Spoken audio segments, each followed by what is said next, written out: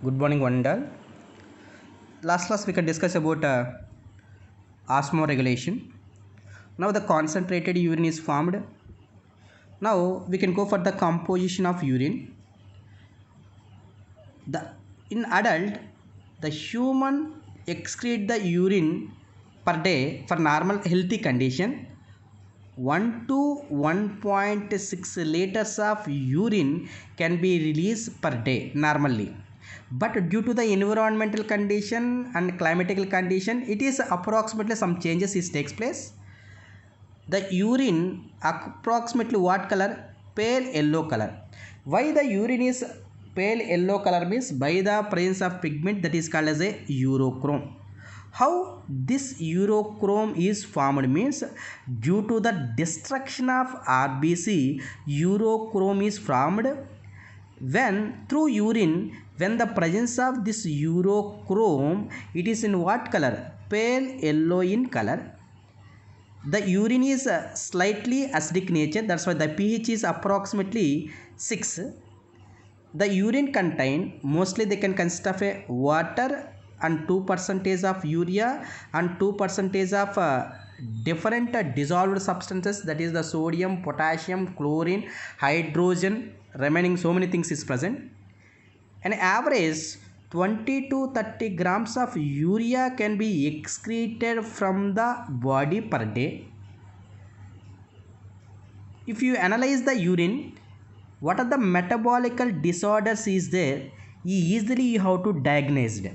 Suppose you can get a malaria, if you get a typhoid, if you get a diabetes mellitus, that will be indicates sugar. Based upon urine test only they can recognize which type of disorder you are suffering.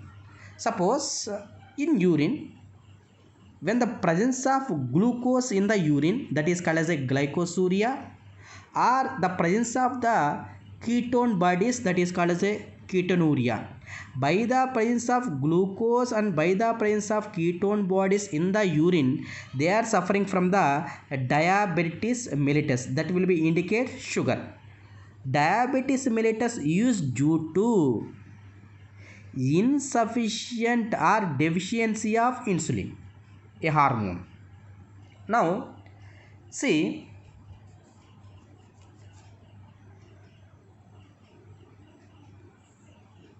I already said for osmoregulation, not only kidney is the excretory organ, remaining other organs they are also useful for the excretion. That is, the first one is the lungs. Basically the lungs regularly eliminate 18 liters of carbon dioxide per day, and also it can be eliminated the water and volatile materials in the form of vapor. And due to the environmental climatical condition, this composition is also variation is takes place. And another thing, liver. Basically the liver is the largest gland in our body. For suppose when RBC is destroyed means compulsory hemoglobin also destroyed, at that time the final product they formed is the bile pigments. Here the bile pigments are bilirubin and bilirubineins. Bilirubineins and bilirubineins through alimentary canal or through bile juice, it will be elimination out. That's why our fecal matter, why it is in yellow color? By the presence of bile pigment, it is in the approximately yellow in color. Now liver is also excrete cholesterol, that is the fat contents, and also steroidal hormones. Here what are the steroidal hormones? Adrenal cortex hormones is called as a steroidal hormones. I already said last class, on kidney they having a gland, that gland is called as a adrenal gland. Outer part is called as a adrenal cortex. From adrenal cortex they can release a hormone aldosterone, cortisol, sex hormones. These are all hormones is what type of derivatives? Steroidal derivatives. Steroidal derivatives indicates fatty acid derivatives, and also certain vitamins and drugs is also excreted from the liver. And another one, the skin.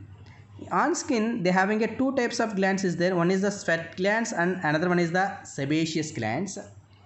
See, the sweat glands, they can release the sweat. Mainly, the sweat glands' primary function is what? They can cool the body surface. And another one, the skin is mainly acting as a first line defense mechanism. It means if any foreign particles is enter into the body, first they can cross the skin. That's why the skin obstruct that foreign particles. That's why the skin is acting as a first line defense mechanism. And also it can be useful for removing of some waste materials like sodium chloride, urea and lactic acid. That's why keep in mind, skin is also can eliminate the urea and lactic acid. How this lactic acid is formed? Due to the repeated exercise or due to the repeated muscle contraction, the final excreted product is the lactic acid. Sebaceous gland also will indicate the sebum or compulsory. I think what I want to say means, suppose between the 16 to 18 years age, a pimples or a small oily